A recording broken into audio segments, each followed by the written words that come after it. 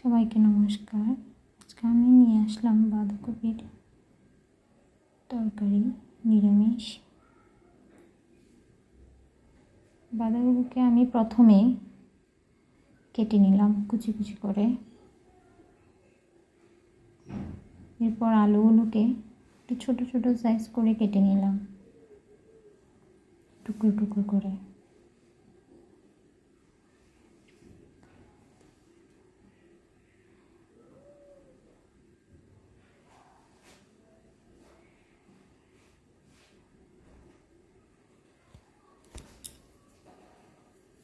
এরপর আমি বাঁধাকপিকে একটা ফ্রাই প্যানে নিচে বাঁধাকপি, উপরে মাঝখানে আলু, আবার উপরে সমপরিমাণ বাঁধাকপি দিয়ে সেদ্ধ করার জন্য দিয়ে দিলাম।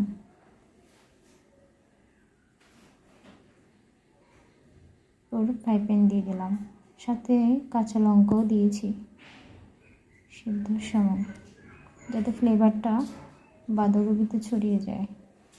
কাঁচামরিচে অল্প কিছু তুলে নিলাম বড়া করার জন্য, বাঁধাকপির বড়া।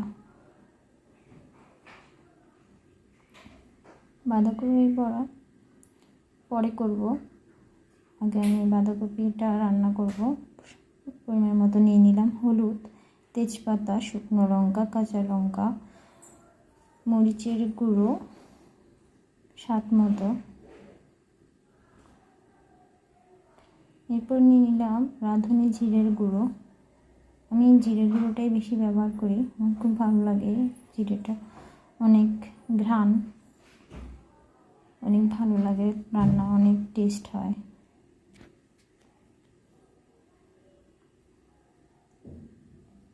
দারচিনি ছিল না, তাই এলাচ 2টা নিয়ে নিলাম, লবণ নিয়ে নিলাম ফোড়নের জন্য জিরে, আস্ত জিরে।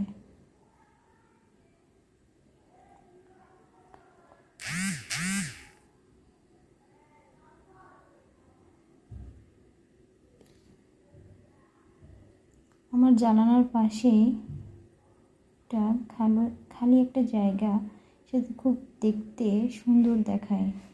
রান্না করতে করতে মাঝে আমি তাকিয়ে থাকি ওদিকে। সিদ্ধ করা বাঁধাকপি আলুগুলো একটা পাত্রে নিয়ে নিলাম। এরপর ফ্রাই প্যানে আমি তেল দিব। তেল আগে আদাগুলো গ্রেট করে নিলাম, করে ফ্রাই প্যানে তেল দিলাম।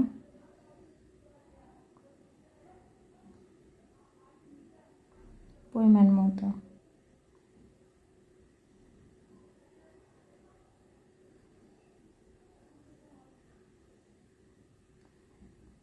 তেলটা গরম হওয়ার জন্য একটু অপেক্ষা করব।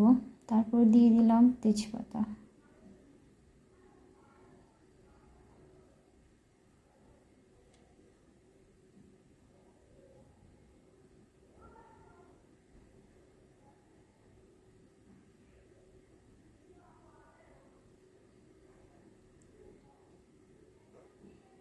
এরপর দিয়ে দিব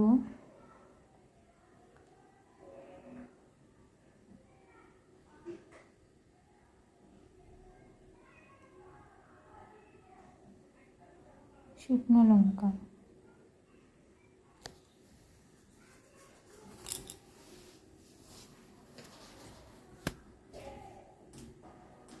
তেজপাতা আর শুকনো লঙ্কাগুলো একটু ভাজা হলে দিয়ে দিব জিরে, আস্ত জিরে।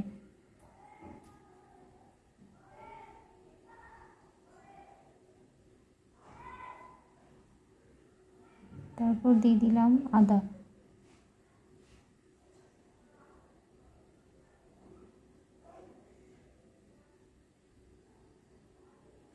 বেটে রান্না করলে আরও মজা হয়।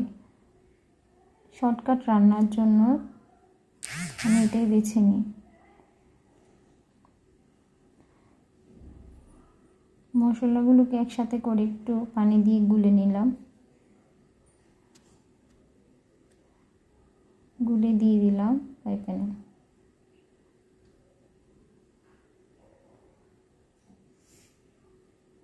ভালো করে নেড়ে চেড়ে একটু কষিয়ে নেব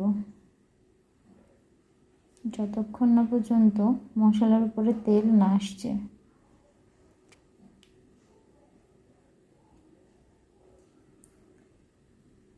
শীতের দিনে বাঁধাকপিটা বেশি খাওয়া যায় এবং সবার মুখরোচক খাবার, সবাই পছন্দ করে। কেউ রুটি দিয়ে খায়, কেউ ভাত দিয়ে পছন্দ করে, কেউ মাছের মাথা দিয়ে রান্না করে বাঁধাকপিটা। আমি আজকে নিরামিষই রান্না করলাম, যেটা আজকে আমার নিরামিষ, এই জন্য। কাঁচা লঙ্কাগুলো আমি দিয়ে দিলাম ভাজার সাথে।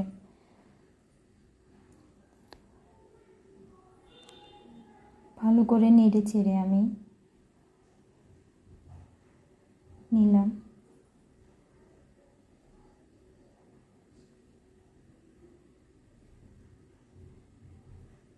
তেলটা উপরে চলে আসছে, এখন বাঁধাকপিগুলো দিয়ে দিব, বাঁধাকপি আলু।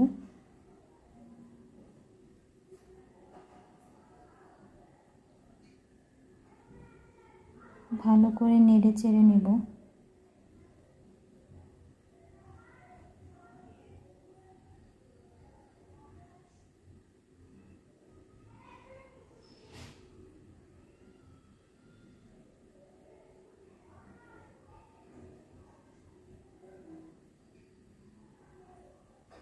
ভালো করে নেড়ে চেড়ে মশলাগুলোকে আমি বাঁধাকপির সাথে মিক্স করে নেব ভালো করে।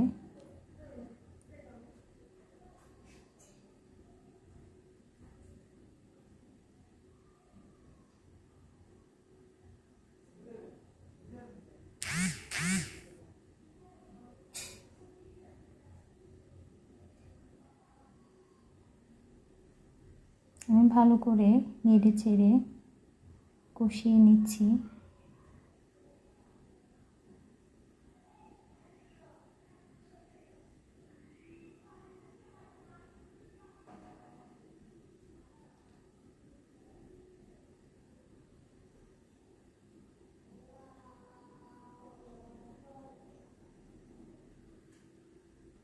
লবণটা আমি মশলার সাথে একবার মিক্স করে কষিয়ে নিয়েছি, যার কারণে আমি আর লবণ দিতে হয়নি।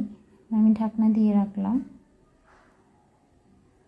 কিছুক্ষণের জন্য। কিছুক্ষণ পর আমি ঢাকনাটা তুলে আবার পুনরায় একটু নেড়ে চেড়ে নিচ্ছি।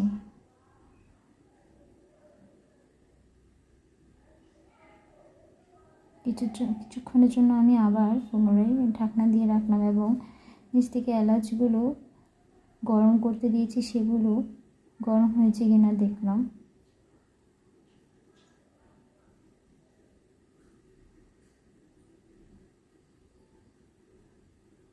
এরপর এলাচ গুঁড়ো আর চিনি কিছু মিক্স করে দিলাম। অনেকে পছন্দ করে না চিনি দেওয়াটা,